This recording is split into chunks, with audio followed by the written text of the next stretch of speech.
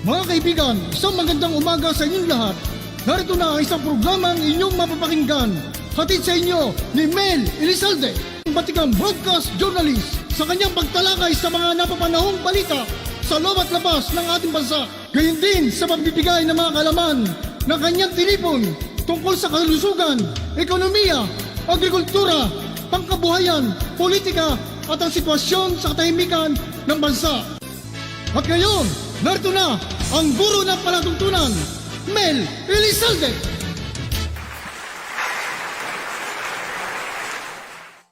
Ang hirap po nun, di ba?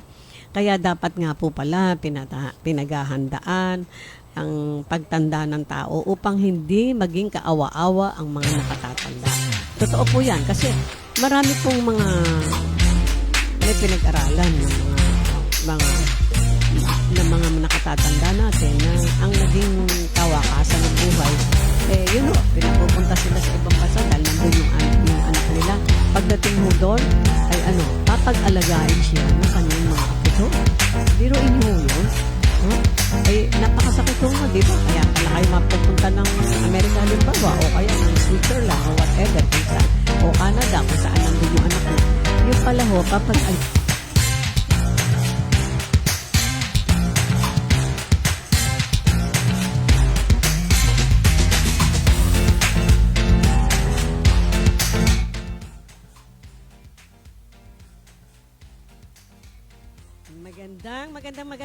Magandang araw po sa inyong lahat, mga kadiskarte ko.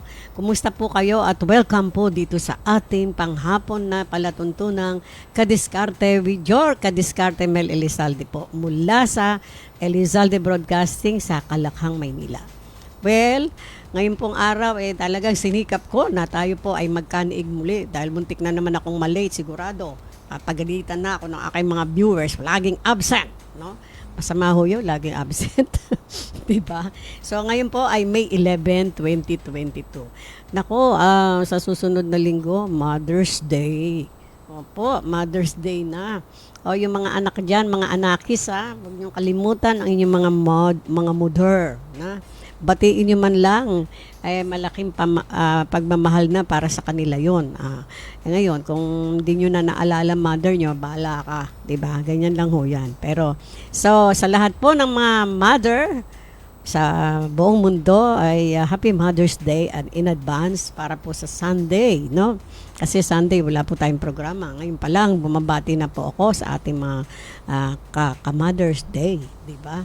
Ako po hindi lang mother, lola pa Lola ng 11 apo, 8 lalaki at 3 babae at 4 na lalaki po ang aking mga anakis.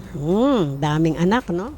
Ay, talagang yan ang kayamanan sa mundo. At any rate, mapalad po ang mga tao na may mga anak. Siyempre, yung mga walang anak, di naman natin sinasabing mapalad. Hindi sila mapalad. Lahat po tayo mapalad, no? Tayo po ang gagawa ng ating palad. Siyempre, with the blessings of our Lord Jesus Christ. No? Parang nagsasamadre ko minsan di ba? Hindi ko mapigilan. No? Natatawa ho yung aking anakis dito na IT na anak-anakan ko. Hirap po talaga na walang anak na babae. Kung alam ko lang, dapat nag-anak ako ng babae. No? Kasi noon, ang gusto ko pong maging anak talaga, puro lalaki. Well, babae, lalaki, pareho yan, di ba? Siyempre, nasa pagpapalaki. Anyway, yan po, ngayong araw ay makulimlim nung hapon, no? Ibig sabihin, baka nagbabadya ang medyo rain, go away, di ba? Parang ganon. Kasi, pero siyempre, wine-welcome po natin kung medyo aambon-ambon dahil tuyot na tuyot ang karsada at saka masakit po ang dapo ng ng araw sa katawan ng tao kasi sobrang nga po yung iba na ngayon hindi katulad nung so many years back na ang araw po ang sikat ng araw ay talagang wini-welcome natin lalo na sa umaga mga 9 o'clock in the morning and 8 o'clock na maganda raw po sa kalusugan kaya ibabandila natin yung ating mga likod sa araw. Pero ngayon, hindi natin magagawa na yon dahil iba na ngayon, di ba? because of the climate change. Yan. Hindi ho tayo natatawa dyan kasi baka ho itong earth na ating kinalalagyan na ibinigay sa atin ng Diyos upang matirhan ng kaya nga po ng sangkatauhan ay magkaroon ng problema kapag hindi po tayo nagsama-sama upang ingatan ang ating kalikasan. Yan po Kaya tayo ay magsama-samang mag-isip kung paano natin mapapabuti ang ating klima, no? Kasi alam niyo po, yung mga mayayamang bansa talagang gumagawa na sila ng paraan. Ngayon, tayo po namang mga mamamayan, tayo po ay makipag-ugnayan o sama sa mga dapat nating gawin, yung pagtatapon ng mga basura, etc. No? Wag natin hong gawin yan dahil makapagdudulot ho ng masamang epekto at yan ay magkakaroon ng problema sa ating climate change. Ito po, bago tayo magpatuloy ay meron tayong isang tagapagtangkilik o tagapakinig si Miss C. Luego. Thank you very much anak for watching O bukas magkita-kits tayo Okay. So yan po. Ako po ay nagpapasalamat sa mga sumusubaybay sa ating palatuntunan at siyempre dahil kailangan po namin na kayo ay tumutok sa amin, mag-follow, subscribe, and etc. Kasi yan po talaga yung kailangan natin dahil ngayon po ay pasamantala tayo. Social media po muna tayo, diba? Pero wag na natin muna sabihin muna kasi po we are more than television. Why? Kasi po as long as there is an internet sa iba't ibang bahagi ng mundo, tayo po ay napapakinggan, di ba? Samantalang ang television, magbabayad kayo ng milyones para makita lang kayo at pagkatapos nun, hindi nyo na yun ang tawag dito, maisisave. Kung gusto nyo, isave nyo, pero hindi kamukha po nang nasa YouTube kayo, forever, nandiyan kayo, no? Yan, maganda ho yan. At saka siyempre, pinapaalala ko po sa inyo, mga minamahal naming taga-subaybay, mga kadiskarte ko, ang ating pong Elizalde Broadcasting ay na-recognize na po ng YouTube. At tayo po ay medyo baka umaangat-angat na tayo, maganda na po ang ating mamomonetize na tayo. Siyempre kailangan po natin yun kahit papano, no? At saka kami po ay nagpapasalamat. Kaya yung ating pong mga programa, kung inyo pong mapapansin, ang programa natin po sa YouTube ay may mga advertisement na ng YouTube. Maraming salamat po. Opo. Kaya nga po panawagan ko sa ating pong mga taga-subaybay, please continue watching us. Another viewers from Jam L. Happy Mother's Day, Mami Mel. Wow, thank you so much. Thank you very much, anak, for naalala mo ko, no? Maraming salamat. Jam L. Okay. So, ngayon po ang araw na ating pag-uusapan ikatutuwa po ng ating mga manggagawa sa pribadong sektor. Yes. Ito po, pribadong sektor, hindi government employees, no.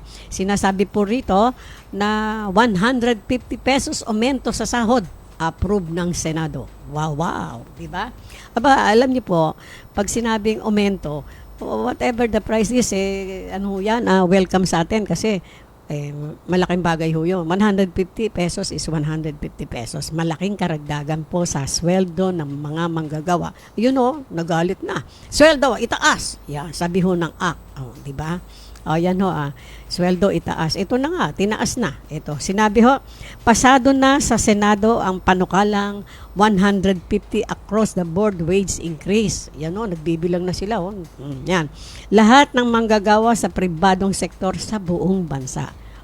Take note, hindi lang ho sa Manila yan. Kaya ho yung mga magtatrabaho dyan, may sahod daw na aumento, 150, pera lang ho ang Elizalde Broad. Walang pira. Ayon ho kay Senate President Juan Miguel Zubiri, may akda ng Senate Bill 2022 o ang Across the Board Wage Increase Act. Yan.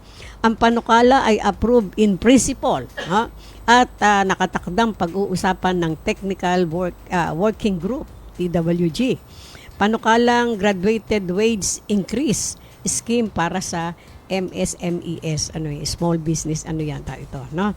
Inaasahang ilalabas ng committee report nito sa loob ng 2 linggo at maipasa ang panukala bago mag-adjourn ang Kongreso. Mag-a-adjourn ng Kongreso.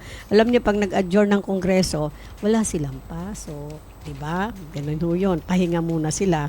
So, sabi po ni Senate President, sino ba yun? Sabi po ni Senator Zubiri, ang huling legislative minimum wage increase ay noong pang 1989 sa halagang 89 pesos bago pa maipasa ang Republic Act 6727 na nagtatag para sa regional wage boards. Ayan po. Biro niyong tagal na ho no? 1989 pa. No? Sinabi pa ni Zubiri, kakayanin naman ang pinakamalaking corporation sa bansa na magbibigay ng aumento. Particular ang 115 dagdag sa larawan na minimum wage o 3,000 kada buwan mula ng May. Yun ho. Kaya, di ba masaya ho ngayon ng mga workers ng pribadong sektor kasi nga, kung natatandaan nyo po, nung Mayo 1, sila po ay nagpunta ho sila dyan sa karsada at sila po ay humihingi ng aumento sa pribado, yung mga workers na yan, at sinasabing bigyan nyo naman kami ng increase kasi nga po maliit ang sweldo ng mga manggagawa sa pribadong sektor. At alam nyo, kung nga ho yung mga nasa gobyerno medyo humihingi pa rin ng aumento, kamukha ho ng mga teachers, hindi po ba? Hindi pa rin sila hindi pa rin sila kontento doon sa kanilang mga sinasahod dahil naman talagang kung susumahin naman po ay medyo kapos-kapos pa rin. Kaya nga po sinasabi na ang mga guro daw ay taga London. Bakit po sinabing taga London? Loan dito, loan doon.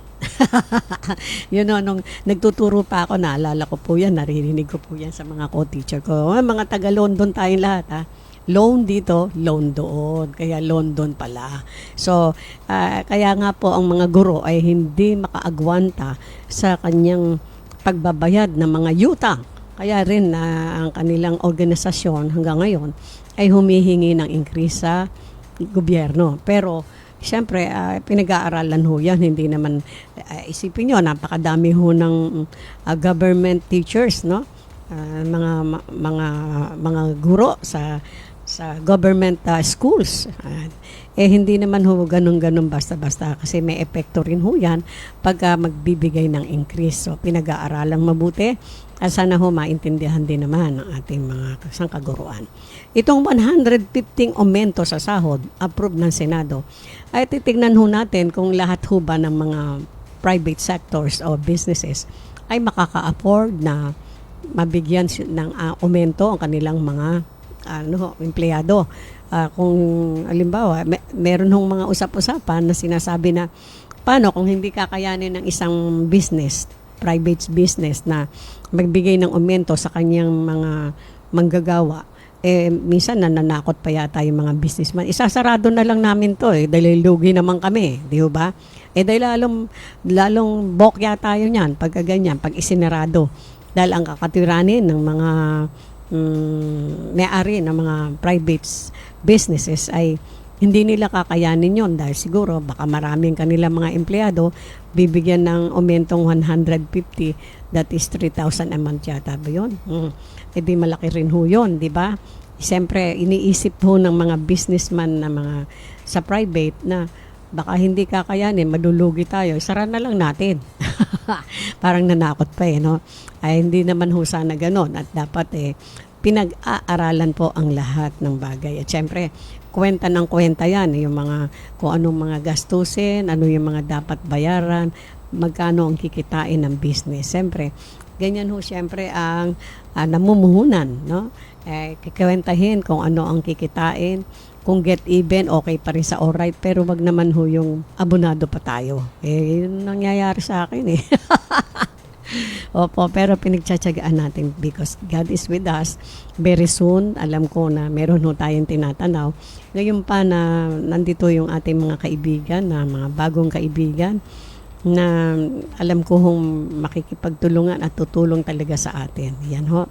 Kaya I'm so glad at nagpapasalamat at marami tayo pong mga bagong kaibigan na alam natin na seryoso na tumulong sa ating pong ito pong ating maliit na business, itong ating Elizalde Broadcasting. At ngayon po, dahil nga aumento sa sahod ang pinag-uusapan at sabi nga approve na sa Senado, palagay ko ho, kahit papano matutuwa na ang mga manggagawang sa private sector. Wag na muna ho kayong umapila pa ng mas malaki kasi siyempre ang lahat po ng mga pagbabago o pag-unlad o pagtaas ng mga presyo ay hindi naman ho pwedeng ganun-ganun na lamang. Pinag-aaralan ho din ang epekto noon sa ekonomiya at siyempre sa mga may-ari ng businesses. Hindi ho natin kailangang isipin yung parang sa workers lang. Isipin din ho natin ang mga karaingan ng mga ika nga po yung mga businesses, mga businessman. Kasi pag wala sila, wala rin ho tayo, yung mga manggagawa natin, lalo ho tayong mapeperder at mahihirapan kung wala tayong hanap buhay. Halimbawa, nag-close ho yung mga business na yan dahil they cannot afford to pay their workers at 150 na aumento. Baka ho, ang katwiranin nila, malulugi sila, buti pa isara na lang. Siyempre, pag nangyari po yung ganun, lalo ho pang may problema tayo.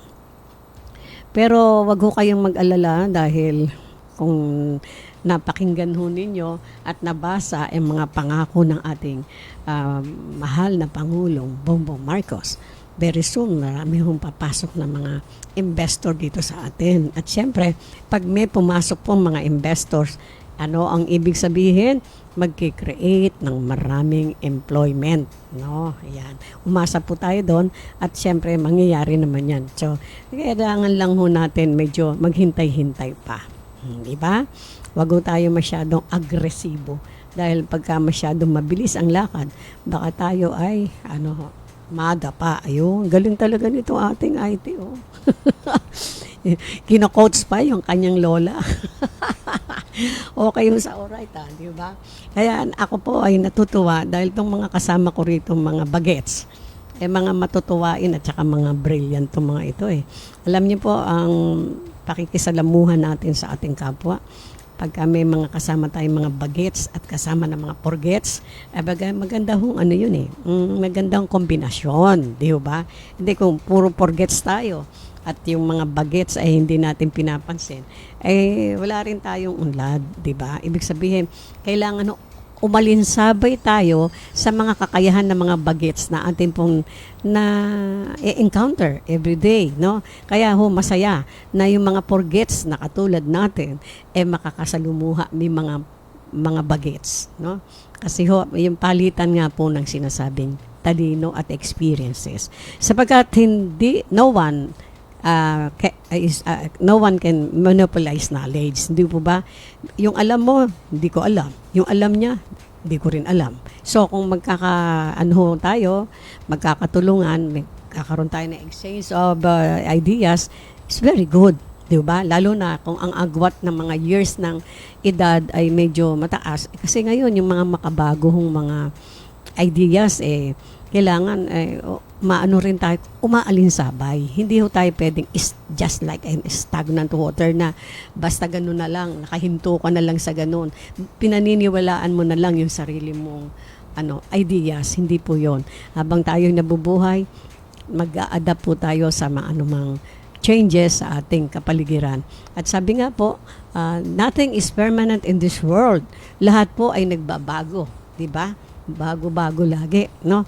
So, kailangan umalinsabay po tayo. Kung hindi, wow, kulela at balagoong ang tawag. Di ba? Ayokong makulela at mabalugoong. Kahit na ganito na edad natin, kailangan umalinsabay tayo. Para hindi tayo magmumukhang Tangi A. Ano yung Tangi A? Bahala na kayo. Di ba? Maganda ho talaga na lagi ho tayong, kasi naiisip ko kasi, yung inyong mga ideas nung panahon pa ni panahon pa ni Mahoma yan Panumpan ni Magellan 1521, no? Parang nagagalit ho yung mga kabataan, hindi pwede yung gano'n kasi ganito na ngayon, ganyan-ganyan. Hindi ho natin sila pwedeng ignorin dahil yan ho talaga ngayon ang kalakaran. And so, kung ano man ho yung mga pagbabago, let's welcome them, basta't maayos, i-guide din naman natin sila kung medyo malihis, di ba? At syempre, natututo rin tayong mga forgets sa mga bagets, sa maraming bagay, no? Katulad nito, yung 150 aumento sa sahod. Nung araw ho, nung panahon namin naalala ko, sinasabi ho ng mga tiyahing ko, ang unang sahod daw ng teacher noon ay 300 lang yata. 200, 300 a month. Ano mangyayari sa buhay natin ngayon pag gaganyan ang sahod ng isang guro? Nung araw naman ho kasi yung 300, kung 200 sa sahod kayo, ang bigas ho noon, sentabo lang ho yata no? 1 peso yata. Yung alala ko, kinikwento ho sa akin. No? Kwento ho ito hindi ko to experience. Kinikwento ho sa akin, yung isang dilata na ngayon ay worth 200 plus. Ano ba yung dilata na imported na yon? Yung, yung parang meat, no? 230 nung araw daw noon, 30 pesos lang. Biro nyo, ang laki naman ng agwat noon, 30 pesos to 200 pesos. No? Nung araw, sabi nila, ang saging daw, 5 ang isa. Ngayon pag bumili kayo saging, 3 piraso, 20 na. Biruin nyo yun? At ang bigas ngayon, magkano? 50 pesos yata ang pinakamura. No? Samantalang noon, 2 pesos per ganta. Ganta pa ho noon. Alam niyo po yung ganta, mas marami ho yung kaysa sa kilo. And then, dumating ang panahon na yung ganta ay ginawa ng kilo ng batayan na ng pagbili ng bigas, kaya ayun ang nangyari. Hanggang ngayon, by the kilos na tayo. So, at alam nyo naman, ang bigas ngayon, mga nasa 3,000 na yata ang isang sako, basta maganda-ganda, no? Ayun, yung medyo, bibili rin lang kayo ng bigas, gandaan nyo na, yung ika nga ho buo ang butil, at saka maputi, ay gandang isaing. Dahil ang sabi po natin, tayong mga Pinoy, nakagayuan na natin kumain ng kanin o bigas, no? Lulutuin. At sabi nila, basta maganda ang bigas, kahit na ang ulam ay tuyo-tuyo, ay okay sa alright na yan, no? Kasi ang pangunahin nga po natin pagkain mga Pinoy is bigas. So yung 115 aumento sa sahod na approve na ng Senado, ay malaking bagay po yun, pandagdag sa pambili ng kilo-kilong bigas. Diyan ho kayo bumili sa Kadiwa, no? Kasi mura yun. Alam nyo naman, itinatag yan ng ating pamahalaan para magtiyaga na lang kayo sa pagpila. Ganun talaga yun At kung naalala nyo, nung panahong nagkukumpanya ang ating mahal na Pangulong Bongbong Marcos Jr., sinabi ho niya na hisikapin niya na maging 20 pesos per kilo ang bigas. We're waiting for that. At saka, baka ho, mapatuloy naman yon o maisa katuparan.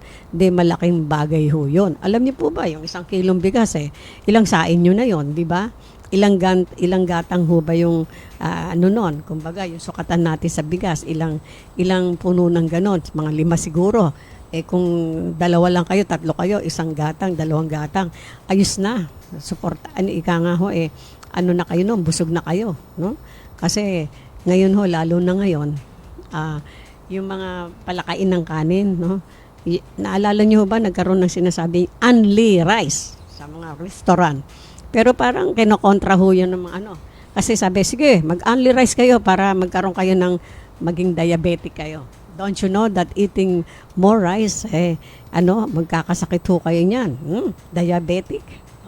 At tataas daw ang inyong, cholesterol. Ganun ba yun? So, medyo magtipid tayo sa kanin. Kalahating lang is okay. Tapos, siyempre, maraming ulam. Kaso, ang problema, pag maraming ulam, marami din pera kailangan natin. But then, sinasabi ko po, mga diskarte lang ho ang kailangan natin dyan. Hindi kailangan mamahalin ng ulam. Gawin natin yung mga tinatawag natin mga vegetables na nandiyan lang sa ating paligid na pwede nating itanim. Katulad ng malunggay. It gives a lot of vitamin C. O yung mga okra. magagaling na pagkain yan. Pwede nyo na lang ilaga yan, pakuluan ng isang kulo. Tapos, o kaya, pakuluan nyo sa, para may lasa-lasa, sa, ano yun, luya, with bawang, konting asin, ayos, di ba? O, masustansya na, mura pa. Eh, wag nyo nang pakinggan yung dila nyo. O, kasi pag pinakinggan nyo yung dila nyo, mamimili kayo ng kakainin, maghahanap kayo ng meat, karne, ano pa, yung mga mahal, chicken. Wow. Sus Mariosep, magkano ba ang kilo ng chicken ngayon? Mahal. Di ba? At pag niluto naman natin ng isang lutuan yan, matatakaw lang kayo kasi hindi kayo mabubusog kung mga 5 kayong tao tapos titipirin nyo yung 1 kilo of chicken na lulutuin. Baka isang piraso lang kayo nun. At siyempre, lagyan nyo ng isang drum na na sabaw. Para umabot ho sa tanghalian, di ba? Lahat ho ng diskarte gagawin natin para yung umentong 150 sa sahod ay makadagdag lalo sa ating mga pangangailangan. Ganun talaga di ba? Sabi nga po, hanggang maiksi ang kumot, matutong mamalugtot. Pag maayos na ang pinansyal natin, tsaka tayo bumili ng mga mamahalin. Ayun, naalala ko tuloy yung kwento na, Mami, Pasko naman ngayon bumili ka naman ng grapes, di ba? Grapes. Nagkatinginan yung mag-asawa kasi wala silang pambiling grapes No, mahal ho ang grapes, di ba? Kahit nakapaskuhan yan, mahal yan. So, ang ginawa nung nanay, nag-drawing ng grapes. Ito anak ang grapes. Ito yung grapes. Niligyan pa ng kulay. Sige, kakain na tayo. Tignan mo na lang yung grapes para kang kumakain na yan. Diba? Marami hong paraan diba? Pero gagawin na lang ho nating positibo ang ating mga balakid sa buhay para hindi ho tayo nalulungkot. Pag dumarating ho ang kalungkutan sa isang tao, talagang devastated. Ako, nangyayari sa akin yun. Pagka dumating ho sa akin ang kalungkutan, para bang babagsak ang lahat ng mundo ko. Pero, siyempre, gagamutin natin ang ating mga kalungkutan. Ganun talaga di ba? At saka, siyempre, magdadasal tayo sa Panginoon na sana'y tulungan niya tayo madala natin ang lahat ng ating mga dalahin sa buhay. Dahil kung hindi, anong gusto nyo ba? Ganda ho ng, sabi nga ito kaibigan kong kapartner ko rito. Sabi, talagang ganyan. Ang mabuhay sa mundo, maraming problema. Sabi po ng aking kaibigan si Bobby Enciso, magaling na songer. Hindi na natin siya napapakinggan, pero let's see kung itong Saturday magkakaroon po tayo ng extravaganza kasi medyo busy po yung ating mga musikero and at the same time medyo may problema ho tayo dito. But then, we're trying to na maibalik yung ating musical extravaganza. Pero balik ho tayo doon sa pinag-usapan natin. Sabi nung kaibigan ko, talagang ganyan. Lahat naman tayo may problema. Anong gusto mo? Mawala ka ng problema pero na 6 feet below the ground ka na. Tama naman, di ba?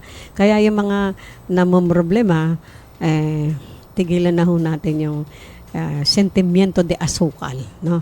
Pero madali hong sabihin yan. Pero pag inaatake ho tayo ng ganun, napakahirap di ba? Pero yun na nga po, ang gamot sa mga nakalungkutan ay musika. Kung naalala nyo yon, during that time na nagsusulat pa ang inyong lingkod sa tabloid, meron ho akong isang sinulat doon na ang kamangha-manghang dulot ng musika. Yan, totoo yan. Bakit ho kamangha-mangha? Kasi ang mga kalungkutan po natin, oras na tayo po ay nakarinig ng mga music, talagang maganda ho ang epekto na. And music brings back memories. Di po ba? At syempre, yung mga memories natin, tandaan nyo, yung mga memories lang ho na magaganda ang babalikan natin. Pag binalikan po natin yung nakakaiyak na memories, hindi ho makakatulong yun. No? Yung pag nakarinig tayo ng mga music na nakapagpabalik na ating mga gunita, well, maganda hong yun. Pakinggan. At syempre, pag maganda ang musika, napapainda kayo, nakakalimutan ang mga problema. Di ba? Talagang ganyan. So, ayan po, mga minamahal kong taga-subaybay. Ngayon po, na sinasabi nga na meron ng increase na 150 sa bawat manggagawa sa buong Pilipinas sa private sector. i-welcome po natin yon pansamantala at pasalamatan. Dahil wag na tayong magreklamo, at least meron ho tayong increase, no? Kaysa sa decrease naman. At sinasabi po na ang 150 is 150. Additional ho yan, di ho ba? So wag na tayong magreklamo kasi dami hong effect niyan sa ating ekonomiya. Pag itinaas ho dyan, baka hindi nga kayanin ng ating mga employer. Baka yung iba ho, magsara pagka sasabihin nila, hindi ko kakayanin yan, buti pa sara na lang, loge. Sabi, in-check, loge tayo, loge. Di ba? Paano tayo niyan? Di tayo nalugi pag nagsara sila. Hinanahon natin. Let us be understanding to one another kasi pagka ganyan ho, alam naman natin ang ating mga manggagawa ay hirap na hirap sa buhay. Lahat naman ho tayo nahihirapan di ba? I-adjust na lang po natin yung ating mga pangangailangan. Madali yung sabihin minsan yon, pero talagang ganyan, sabi nga, madaling sabihin pero mahirap gawin. Pero gagawin pa rin ho natin. Let us do our best para sa everyday na mga problema natin. Tandaan nyo mga kadiskarte kailangan masolbar ang ating mga problema sa pang-araw-araw. Dahil kung hindi nyo masusolbar yan, how much more kung meron tayong mas mabigat na problema. Kaya para tayo mabuhay for the next day, ayusin ho natin ang ating isipan at damdamin. Magkaugnay po yan kasi pag hindi ho natin inayos yan, malamang magkasakit tayo. At tandaan nyo bawal magkasakit dahil mahal ang pag-ospital at mga gamot. Anyway, nais ko pong batiin ang aking komadre, Miss Lynn Soreda, ang dakilang kaibigan at mabait na kapatid. Dahil ang kanyang kapatid na si Don Rico, nakapatid niya, ay talagang medyo nasa ospital ho siya ngayon at ipagdasal po natin ang kanyang paggaling. Ganon din po ating kaibigan at kasama rito si Mr. Asintado Sammy Gabon. Sir, kamusta na kayo? Gusto ko yung tawagan kaya lang alam ko nagpapahinga kayo. But then, please get well soon para ho kayo ay makita uli ng inyong mga tagahanga.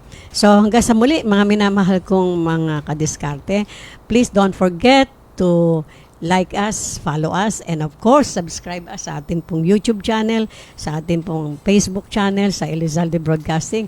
At maraming salamat po sa patuloy niyong pamamantubay at panonood sa ating mga programa. No? Sana po ay lagi niyo po kaming tangkilikin. And don't forget, tomorrow ho, maganda ang ating programa. Abangan niyo po yung Asot Pusa nila Miss Aisa Reniva Cruz at Engineer Edwina Villarosa at syempre ang ating brilliant na kasama si Miss Cecil